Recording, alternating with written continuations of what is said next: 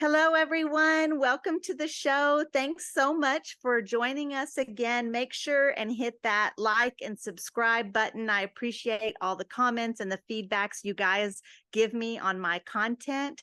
I'm excited today because I have a guest that I actually met through my platform on TikTok, and she's done a lot of work in other states. She's formerly incarcerated. She's an artist, and she's a bit of a powerhouse.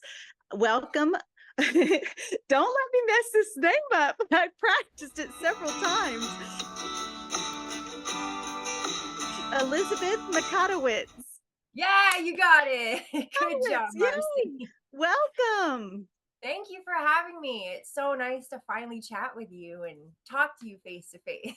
Yes, you have a TikTok account, and so I get to see some of your videos and I get to know you through that. It's so funny on social media how we see each other online, and it's almost like we know each other, but we've never Right? met. So this is our first conversation. Yes. I love everything you do, by the way. I wish I had, the mental capacity to put out as many videos as you do, but I got to keep my mental health in check. So I put out one video a day and that's good for me. And I do other stuff and, I go on podcasts and stuff like that. That's kind of how I get out there. I just admire you for that because I can't do it. And I think it's great.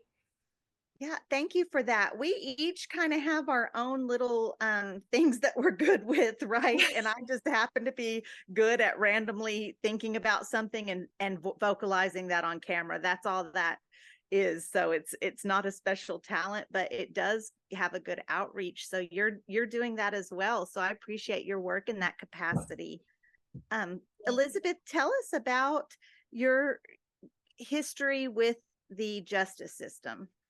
Well, I was adopted at 2 weeks old, and so growing up, I was very privileged. I wasn't exposed to violence or drugs or trauma. They had a messy divorce, but that it wasn't like bad. I was always loved and supported. But I was neurodivergent, and they started pumping me full of antidepressants and ADHD meds. So I struggled with that, when I was younger, and but I was still, doing okay. I wasn't in and out of institutions or in trouble or anything. But once I got out on my own, I got into a really violent relationship. And he assaulted me to the point my skull was showing. And I had never done drugs before. I like to smoke weed and drink beer and party. Like I wasn't into drugs. And so when I went to the hospital, keep in mind, I was no longer on my parents' private insurance. I was on the state aid insurance. So I noticed I was treated a lot differently now that I was in a different financial bracket. And so I went to the hospital. They had to sew the muscle back, then the skin back. And then they prescribed me opioids. And I found out I was pregnant with this man's baby. So now I'm, having this man's baby that almost killed me. And they sent me to the pain clinic because I started getting seizures right after. And my daughter had to start staying with my father because I'd wake up and my daughter's 14 months old running around and I didn't even know how long I was unconscious for, from these seizures. And this was happening to me frequently, like every day. And it was really scary. And, as a mother, I had to face the fact that my kid wasn't safe with me anymore, and there was nothing I could do about it. And there was nothing I did, but it doesn't change the fact that I might wake up to a tragedy if I don't get someone else to care for her. And so when I was at the pain clinic, they're like, well, you're going to be coming back every 2 weeks for, these opioids. And I was like, whoa, wait, I don't want to be on this. I have watched my entire community go down the tubes in the last 10 years because Big Pharma came through the back door and just started handing these opioids out like candy. And they said, well, the amount of pain you're in and your blood pressure keeps skyrocketing, where that will result in a call to Child Protective Services for endangering your fetus, basically. And so, as a young mother, I was terrified. I'm like, oh my God, they're going to call the state on me. And so I did what I was told. I didn't know how to advocate for myself like I do now. Like now, I would not have let them run me over like that. But, where I was such a young, scared kid, I was only 19. And, you get a threat from a doctor, they're calling CPS on you. Like that means something. And so I did what I was told, and they told me you're on too small of a dose to get addicted. We all know that's, big pharma propaganda and lies.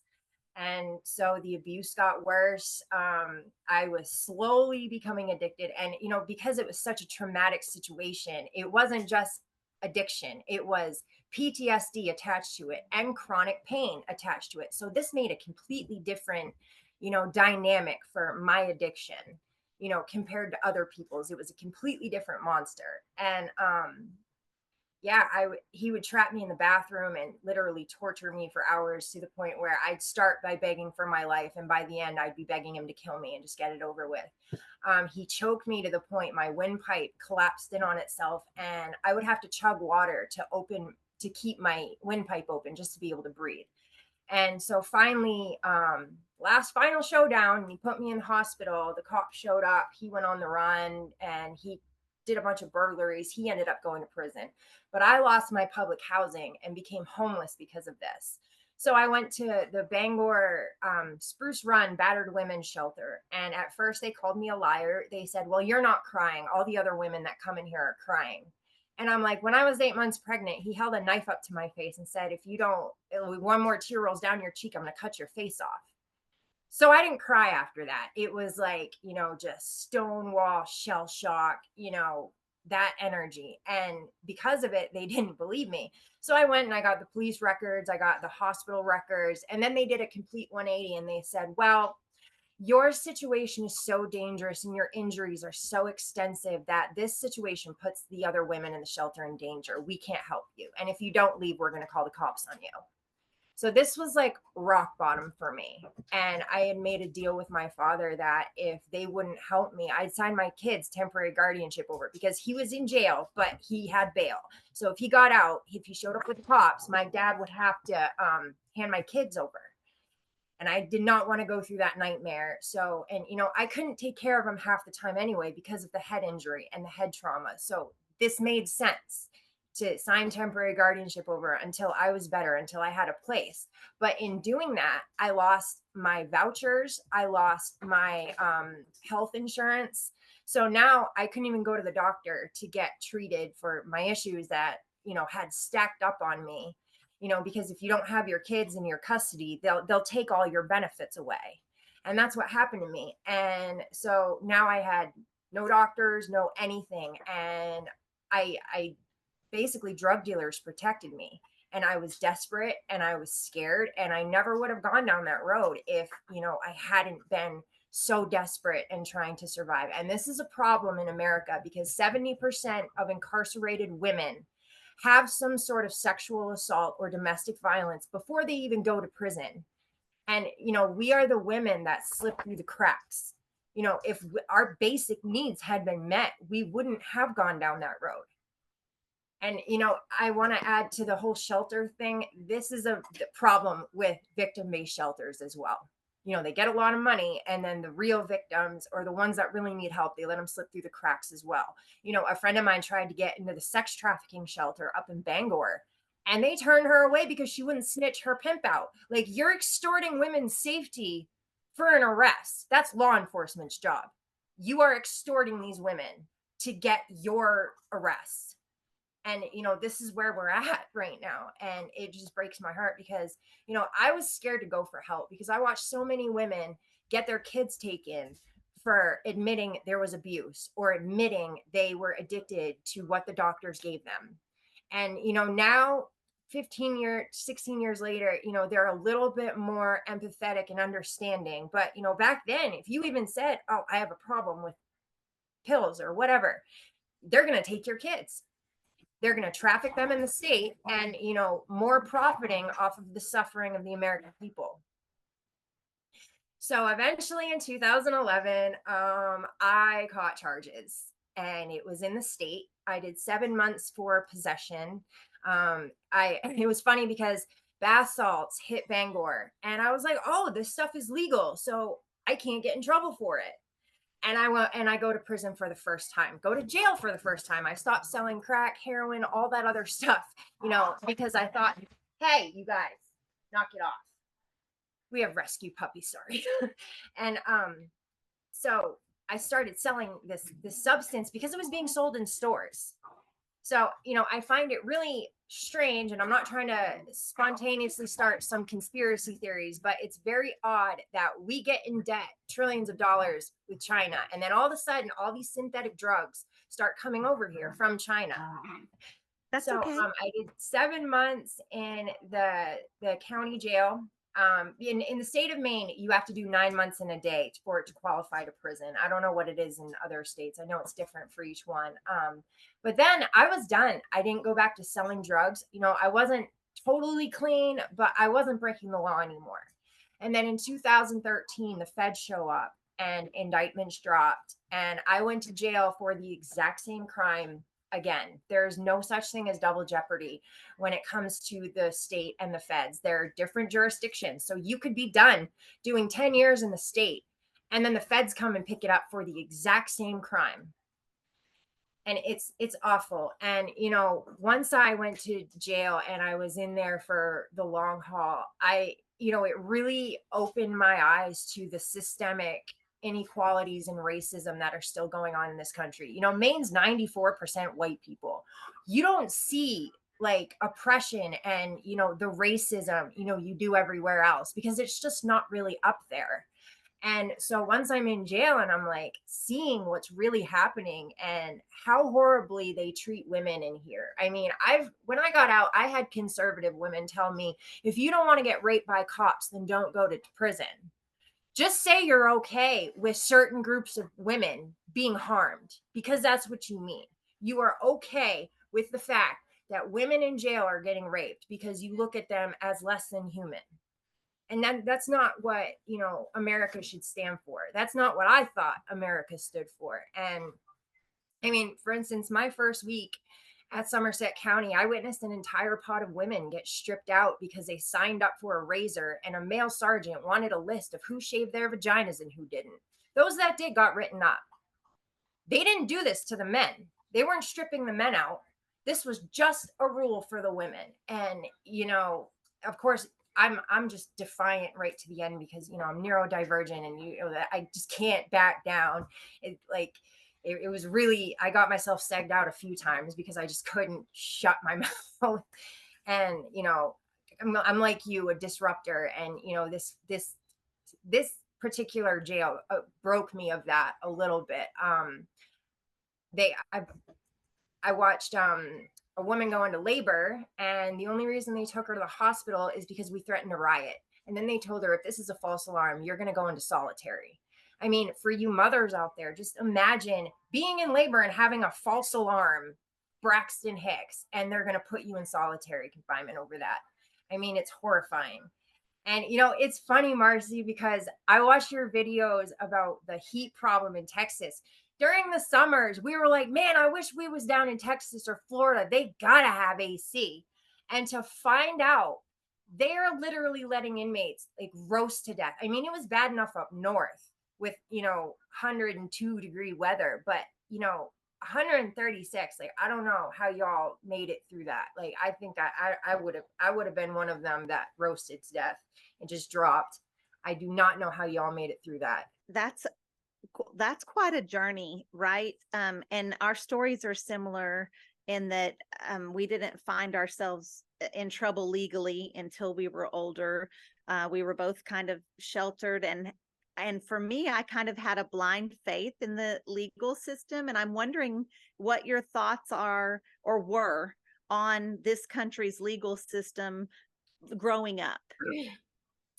I didn't put a lot of thought into it because it didn't affect me. But, I was under the illusion of white supremacy. Well, if you're in jail, you did something wrong.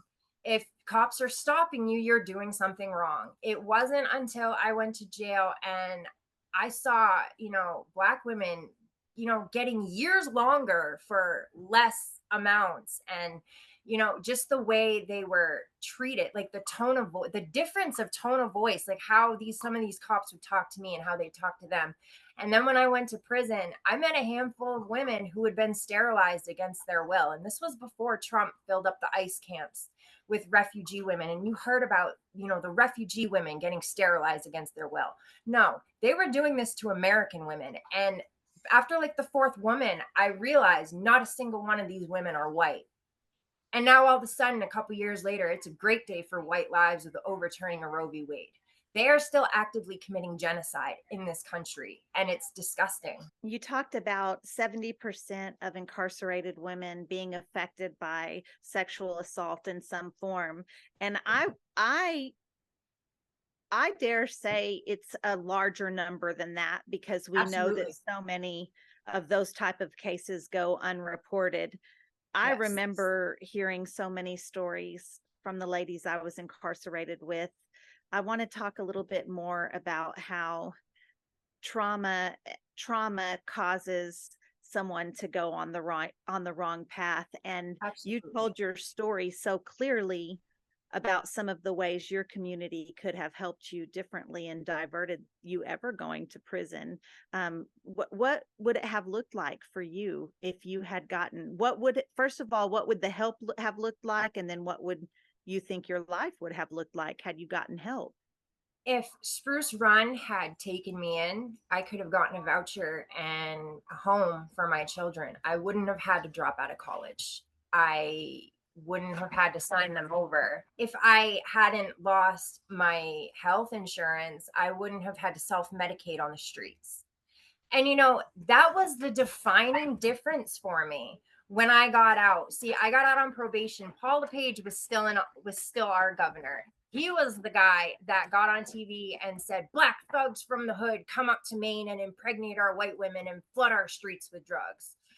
First of all, I was a drug dealer up there, so I participated in bringing drugs into the state. And you mean to tell me that these inner city kids who, are more likely to go to prison or be dead than, graduate high school? No, they can come up to Maine and quadruple their money. Most people think Maine is part of Canada.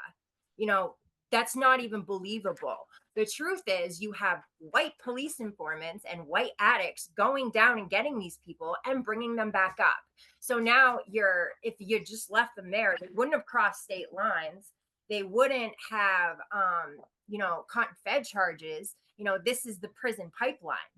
You wouldn't have flooded these communities. There wouldn't be all these overdoses. So this is systemic narcissism at its finest for me. Like, it really is. And, that man was just awful. I was in prison with his former call girls. I'm not going to say who they are, but yeah, I was in prison with his former call girls. And, he loves women on their knees and he loves to take our rights. And he's just an old white man who needs to go somewhere, honestly. But once Janet Mills took over, I was able to get health care because when I was on probation, I went to DHS. I'm like, please just help me. I just need to get, I had $1,300 worth of prescription drugs the prison had me on that I didn't need, but they give you like a month's supply when you get out. Well, when that was done, I still needed a place to live. I still need a job. I'm just trying to get my life back. And now I have to find $1,300 worth of pharmaceuticals and no way to pay for it. So I tried to go to DHS and get, some sort of health care. And they said, well, the only way you can get health care is if you get pregnant. And I'm like, I'm just trying to be okay enough for my other two children who are already here, but you want me to get pregnant again? Just getting out of prison and I'm a mess.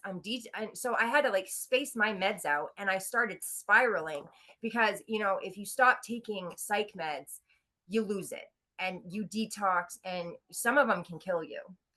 But it's horrible. So that's a problem too that needs to be addressed. And it was addressed in Maine. They set inmates up with MAT treatment and counseling and medications and doctors before they even get released. So the recidivism rate in Maine is going down because of Janet Mills.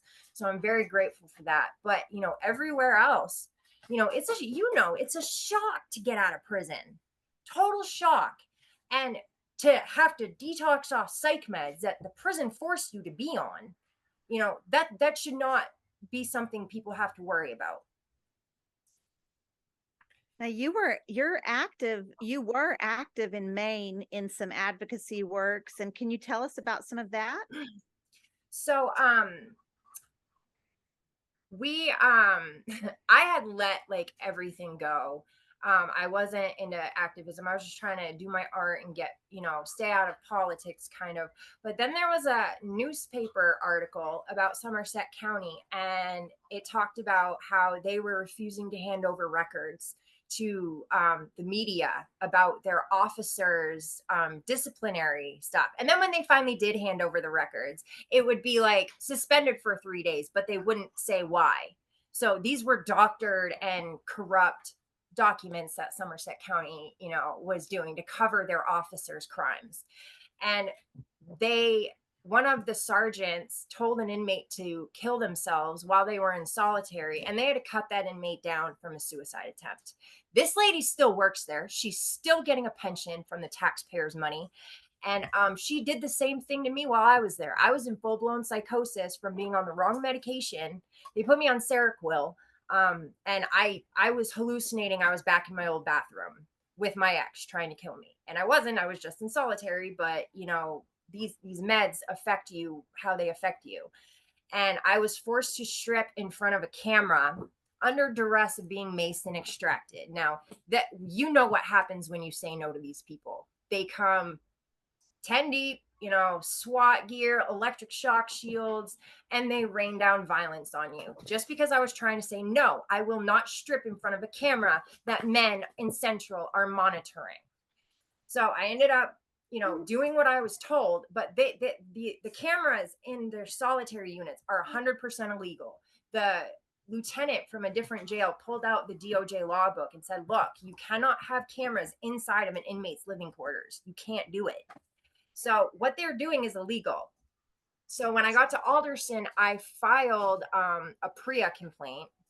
That stands for Prison Rape Elimination Act. So anything sexual goes under PREA. Well, Alderson, keep in mind, these jail institutions conduct their own investigation. So that's problem number one. I wish I could investigate my own crimes. Wouldn't you like to investigate your wrongdoings, Marci, and decide if you're going to get punished or not? Well, that's what these institutions do. And when Alderson got the response back, they wouldn't even allow me to hold it. They read me the results and told me I couldn't have a copy and I couldn't send it home. Now, that would never happen on the outside. If you wanted a copy of whatever paperwork you're dealing with, you would get it.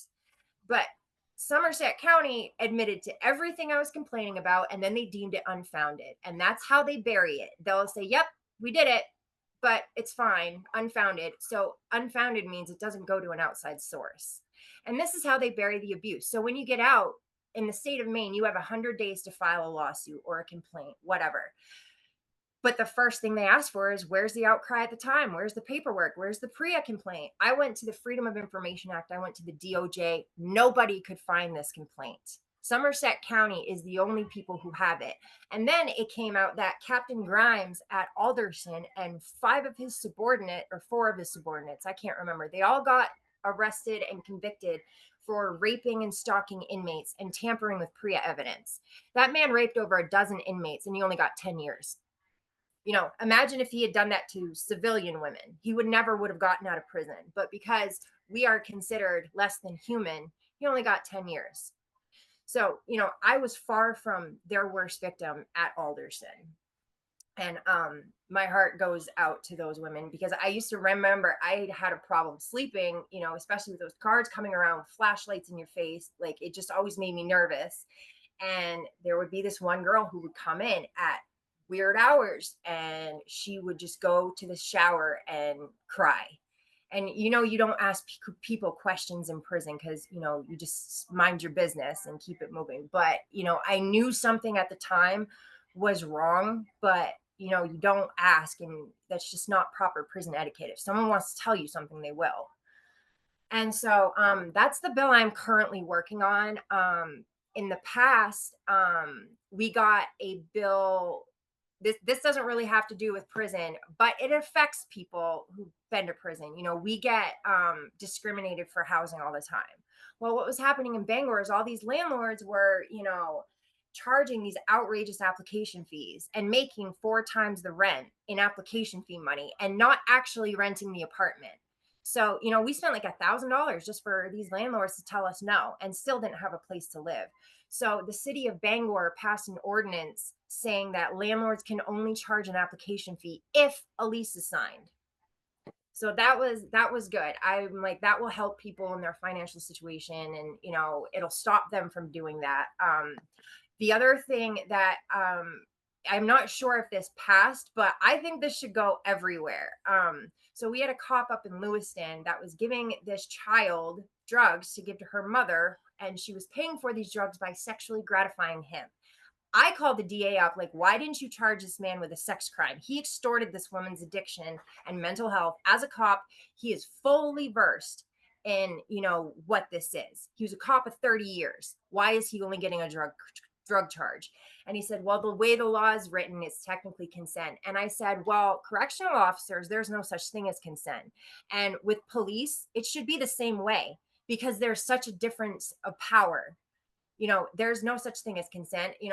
As a woman who's been to prison, if a cop were to hit on me or come on to me, the only thing I'm thinking is, what am I going to jail for when I say no?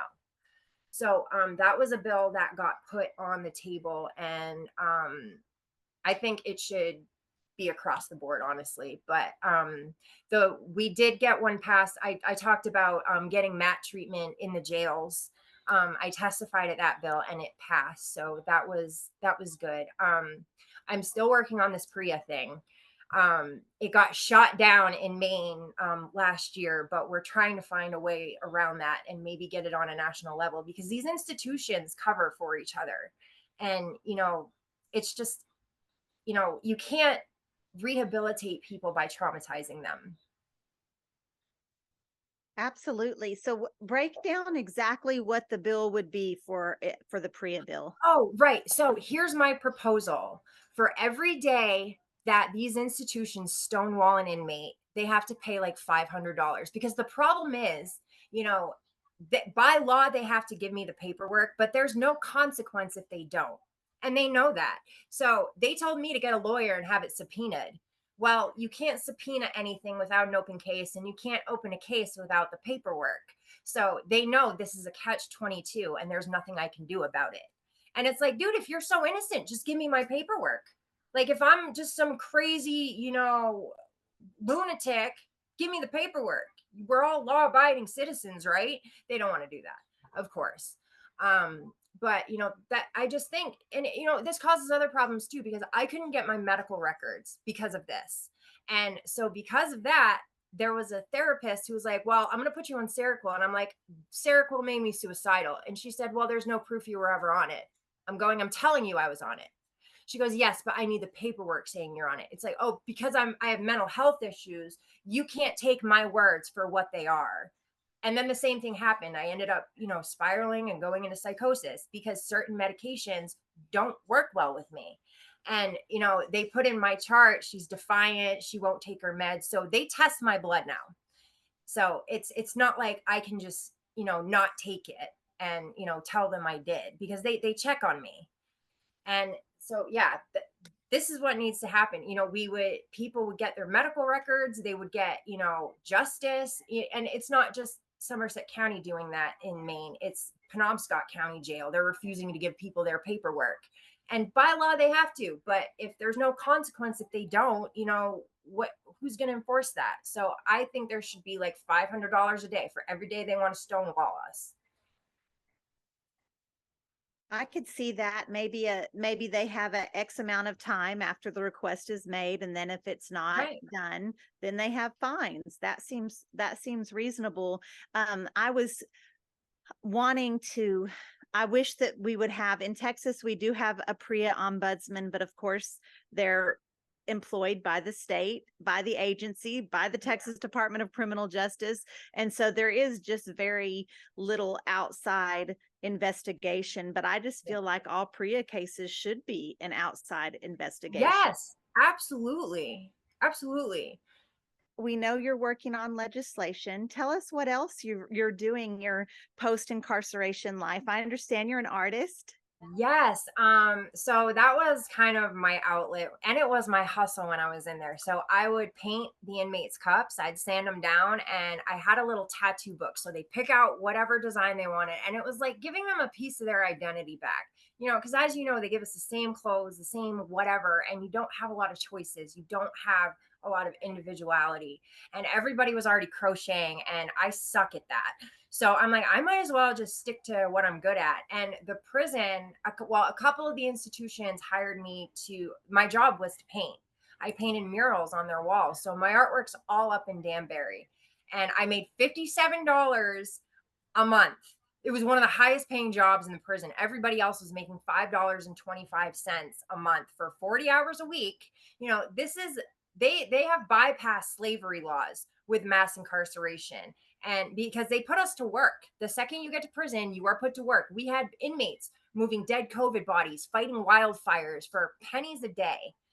And these corporations said, hey, we'll buy all the prisons as long as they say 90% full capacity. And over the pandemic, at the beginning of the pandemic, there were 3 empty properties for every homeless man, woman, and child. Now there's 29, and they are criminalizing homelessness. So you know what they're going to do with all those people, Marci. They're going to put them in prison and put them to work.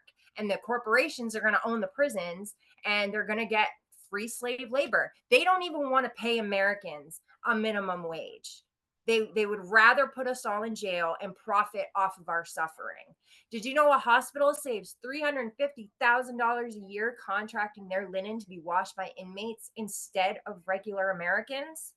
And over the pandemic, all these institutions were taking out PPP loans to expand their prisons and add more beds instead of fixing the ones that are killing people. Like at Danbury, we had an inch of black mold in the showers. It was disgusting. They told you don't put on the hot water because you're going to steam that mold up and you're going to breathe it in. It was awful. And, like we didn't have air conditioning, but if you were an RDAP, because they get more money for the RDAP inmates, they had air conditioning. So, we were suffering through the summer, not like the inmates in Texas, good Lord. But, it gets hot in West Virginia. And the medical, this whole inmates get free medical. No, no, no, no, no, no. I watch women die of very treatable things that should have been taken care of because they don't want to pay for it. A girl was shoveling snow. That was her job. She slipped on the ice and broke her foot. By the time they took her to a hospital, they had to re-break her leg because the bone had fused back together. I mean, that is cruel and unusual punishment. As far as medical in Texas goes, it's very similar to what you're saying. Women often don't get heard when they have legitimate medical needs, and that goes on and on and on until whatever is wrong with them is so far that they can't then be healed or get the treatment. So that's part of it for sure. So I want if you, because you showed me an art piece before, Yes, and I I did. want to give you a chance to show it off because it's really beautiful. I recently heard a podcast, Rosie O'Donnell's podcast, Onward. She interviewed Lyle Menendez, and he initiated a prison beautification program, and they're painting murals all over the prison. So I kind of wanted to ask you about what you thought about your emotional and mental wellness as it relates to art. It really helped me a lot. I can't control anything that's going on, but I can control what I put on a canvas. I can make it as beautiful as I want or as horrifying and, whatever as I want. And, the caseworker or the case unit manager came up to me and she said, I heard you're an artist. I want this place to be beautiful. I want it to inspire these women. I don't want white walls. I want, just you can do whatever you want. Just make it beautiful. And they only let me paint with blue. So I was doing these all blue murals, and I had white and black to shade with. And it was really cool. And I got to put quotes in between them, like inspiring stuff. And yeah, it really made the time go by a lot better. And I started doing Zen tangle art in county because I couldn't have paint in the pods. So I would do this style of art. It's like meditative art, and it really helped with the distracting, for my PTSD. They say talk about your trauma, but your brain doesn't know the difference between what's actually happening and a memory. So if someone's not ready for it, it will trigger, you're basically re-traumatizing them I used to get really defensive and, argumentative when people would bring up my trauma, and I wouldn't know why. And, I'd be going into flashbacks, and, it was getting really bad. So I started this, style of art. My kids were doing it at home too. So I wanted to, be connected to them. And you just doodle, like you kind of make designs, and in every section you could even take a picture out of a coloring book, and in every different section you just doodle a different design. You pick out a different Zentangle design, and it ends up being really beautiful in the end. And you don't have to be super talented, or anything like that. And I'd say affirmations with it, and that's how I would distract myself from letting the trauma consume me. I also started writing, and I wrote about my experiences while I was there, because I saw a show about solitary confinement, and the lack of stimulation slows your brain down because your brain's not using it. And then when you get out of there, it makes regular stimulation feel like chaos, because that's what's normal. The only stimulation you're getting in solitary is violence and chaos from the guards. All the other times it's nothing. So that's what the brain gets used to. And when I got out of solitary, people talking over each other would make me panic. And my first instinct would be like, who do I got to fight to make this stop? And that's what's happening to everybody in solitary. And it's not their fault. You're rewiring these people's brains to not be able to deal with just normal stimulation. I mean, that's why when everybody gets out of prison, going to Walmart is like a nightmare. It's just too much stuff, and it overwhelms you. But yeah, if you have to go to prison, find a hobby. My dad sent me these books, these writing books with like writing prompts in them. Like, you have to work your mind. And I always try to read at least one educational book, with my other books. I pick out a certain time of day where I could learn something. And you have to keep your mind going, because it will destroy you. It's not you're not tough enough thing. It's this is rewiring your brain and conditioning type thing. There's no getting around it. Yeah, and I think that can be true for not necessarily just incarcerated people, but folks out here too. We just have to keep our mind moving. And Yes. I'm with my elderly grandmother, and she colors and she does puzzles, and we're just like she's constantly trying to keep her mind moving, because it Yeah, is a muscle. So if we don't work it, we're going to lose absolutely. muscle mass there. Yeah. So yeah, I did not know that you had done time in solitary confinement. And I don't want to bring up anything you don't want to talk about, but That's okay. I am curious why you were housed there. I was housed in solitary confinement several times for very minor infractions. So I'm just Yep. wondering if you saw that kind of thing where you were. They put me in the same room with somebody they knew I didn't like. And this was that same female officer that was telling me to kill myself. And I was not cooperating with the feds. You can read about all of this in my book, No Justice, Just Us. I go into great detail about all of this.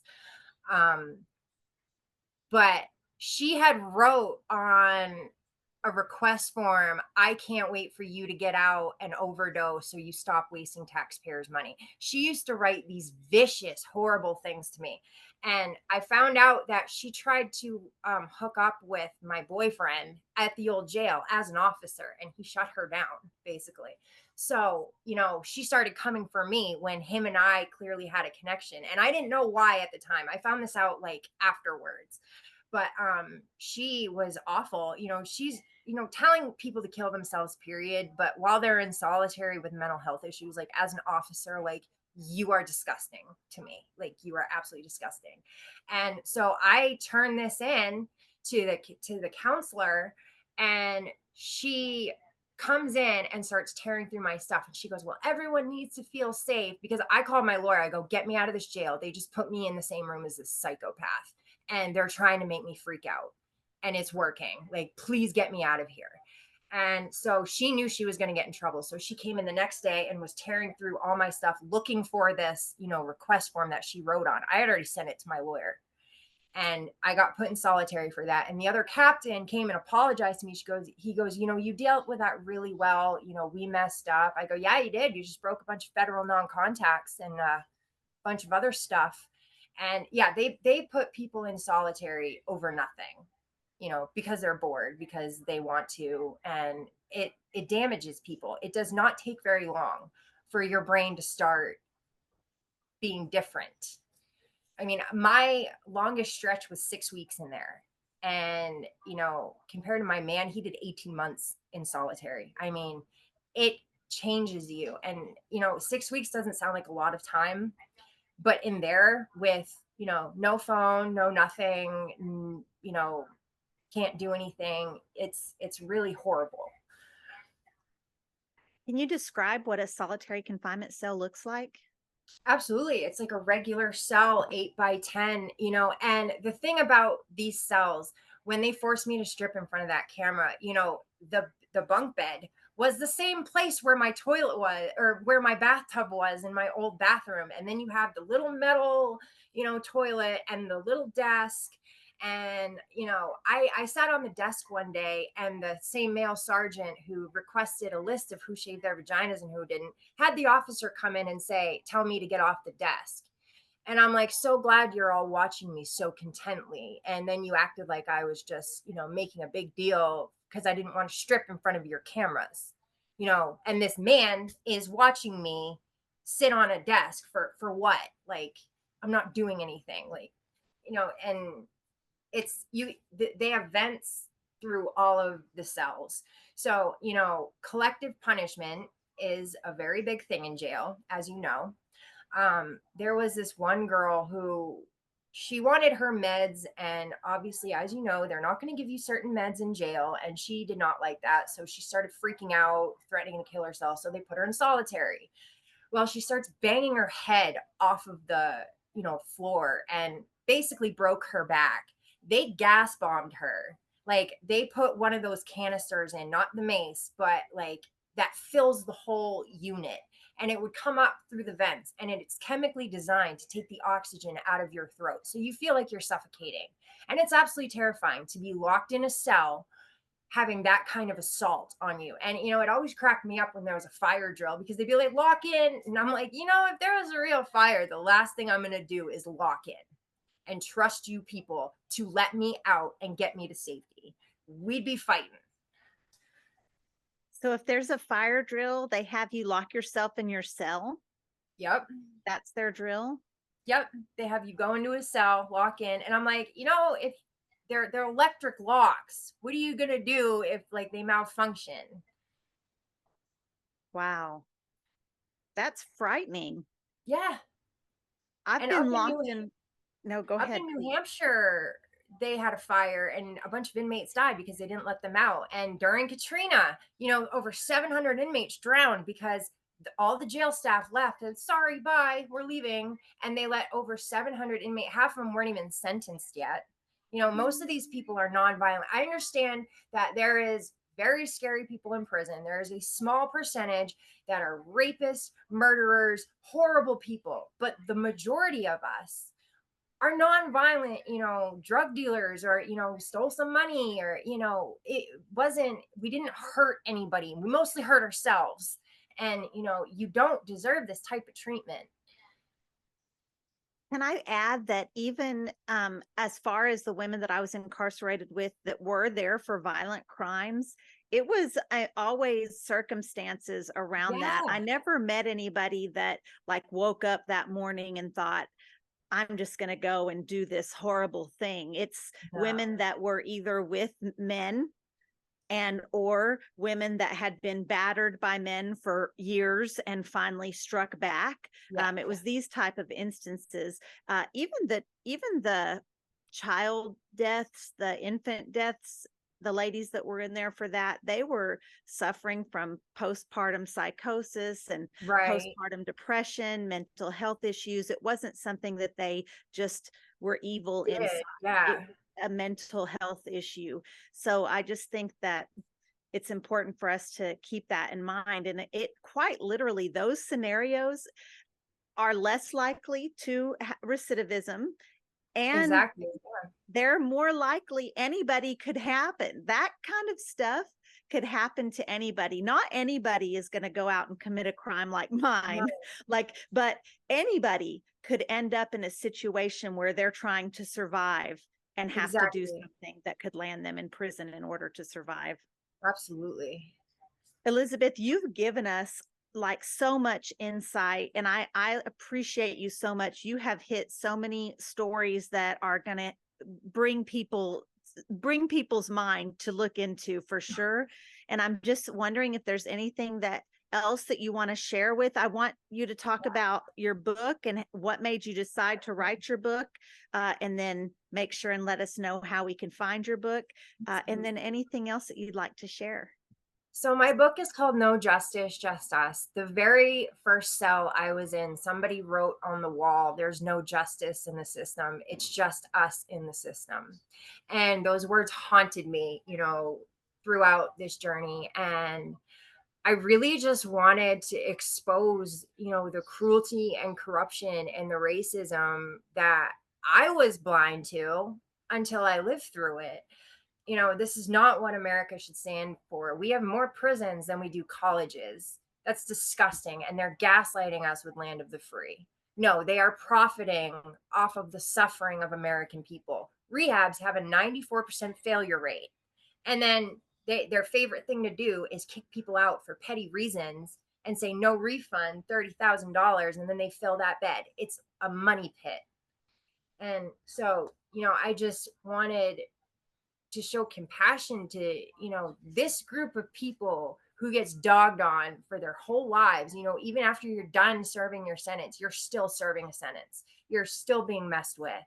And I just think, I wanted to break through the stigmas and just bring some empathy back, to our this marginalized group of people. And especially to the women, because I just met so many women that were in the same boat as I was. We never would have done the things we did if we weren't just desperate to survive. And if people's basic needs were met, we wouldn't have this problem. But it's not about solving crime. They make money off of crime. The lawyers, the judges, the prisons, they all make money off of it. And then they all buy stock in Keefy coffee. And so, and this was started as a coping mechanism. And this is, when I first went in, Orange is the New Black had swept, the nation. And I was like, well, if this lady can do it, my story's got way more drama in it. So, I figured, one of the first bath salt cases, I figured that was a good selling point too. And, just the way my story went down, like I didn't choose to be an addict. I tried to refuse the meds and I got threatened with Child Protective Services. And, so many people out there did not have a choice in their addiction.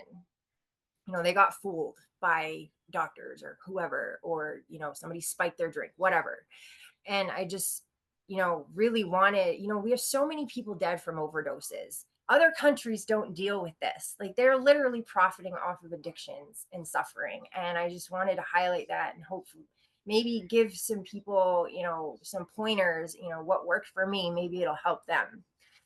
And I just wanted to bring people hope and just expose it. And also I started doing art shows. I had a really rough first 2 years because of the medications I was on, but afterwards, when the pandemic started, I started painting a lot and doing art shows. And then I found this company called Les Galeries, and they're Canadian, and they turn your art into this beautiful feminine, clothing brand. And it comes in plus sizes. It's very inclusive, which I am just all about.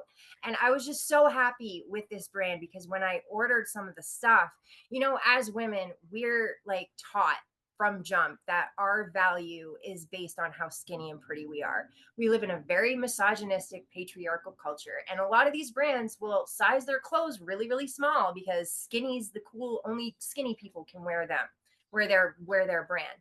And these clothes were actually a little bit big. Like even the stuff like my size, it was a little bit bigger than normal brands, which made me really happy because I didn't want to add to people's body dysmorphia. Like I've watched friends go into full-blown body dysmorphia issues because their normal size wasn't their normal size because some brand is on some skinny kick.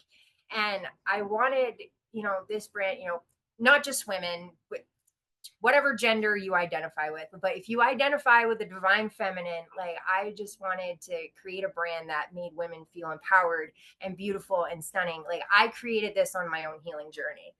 I can show you some stuff. These are placemats, and it's a koi fish. Beautiful. Thank you. And I've got bags, I've got dresses, I've got aprons. Pretty. This was the Mother's Day print.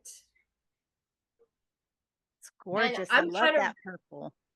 Thank you. I'm kind of weirdo. Like one day I'll be like super gothic and skulls and like, badass stuff. And then the next day it'll be like flowers and butterflies. And, you never know what you're going to get with me. But the cool thing is that you can like get a whole outfit. You can get bags, scarves and, shirts, whatever, and it can all match. It'll all be the same painting. So this is a shawl. And they just have a lot of really like different, unique stuff. And it can be classy or chic, and it's all environmentally friendly. It's sold in a few stores, one in Maine, one down in Texas. Yeah, I was gonna send these to your girls. These little bags. Yes, they're adorable. They would love that. Where can we order? Can we order online? Yes, you can. It's hold on, I'll put it in the chat for you, but it's galleries.com/en/Elizabeth.Mikotowict. My book is in the formatting process, and it's part one. It was so long and I didn't want to cut anything out, so I just split it into 2 books. So the first book is coming out, and it's in the formatting process. I should have a website within the next month. But I will keep you all posted and updated. It'll be available on Amazon and a few other platforms. So I'm really excited about this. I have been working on this project since 2013. So this book has been, in the making of 10 years. And I had to take a break from it because, editing it and going through all this trauma was so heavy. And it was like my brain would not focus on it. Like I literally just had to take a break from it, at times because it really is. It's a heavy, it goes in depth with trauma. And, I talk about the veterans that I met in prison. I lost people in prison, the horrible things that, will alter you and how you look at the world, but also how you can come out of it. Like I talk about how you can come out of it and coping mechanisms and, what worked for me. Also, if any of you are incarcerated or were incarcerated, have some sort of mental health issues, there is something called vocational rehab, and every state is different. The one in Texas sucks. I really tried, but they have no funding. They really don't help you with anything unless if you're looking to like flip burgers, they'll help you get a job that way. But in Maine, where they put money towards vocational rehab, they gave me a business advisor. They taught me how to do a business plan. I got a $10,000 grant. I'm like, oh my God, I've never gotten this much money legally before. I was so excited. And, that's how I got, the first shipment of my brand and got it into stores. And, they walked me through everything. And if, basically if you have some sort of disability that impairs your ability to work or just live a good life, they will help you. And whatever you want to do, whether it's go to college or, start a business, they will help you do that. Vocational rehab. This is an important resource to know for sure. Yes. So we are in the red states, don't expect them to be too special. I was very disappointed when I got to Texas. But in the blue states, Yeah, they will. They're really great. They will help you out, and it's really a good resource. Awesome. Thank you. We are going to be looking for your book, No Justice, Just Us. We're excited to see it come out. I'm going to check out your clothing line. I'm going to put all the links so that you guys can find Elizabeth in the description of this video. Elizabeth, thank you so much for sharing your story and being a part of the show today. Thank you for having me. It was so nice to finally meet you. Oh, and that's my handle. EPM underscore art underscore 1111. It's the same on TikTok as it is on Instagram. And I am available to do murals and portraits if anybody has a project they want to do, or if you got a store and you want a new funky brand that nobody else really has and it's environmentally friendly. I do wholesale as well. Artist for hire. That's Yeah. wonderful. Formerly incarcerated artist for hire. Yes. That's always who I'm looking for first.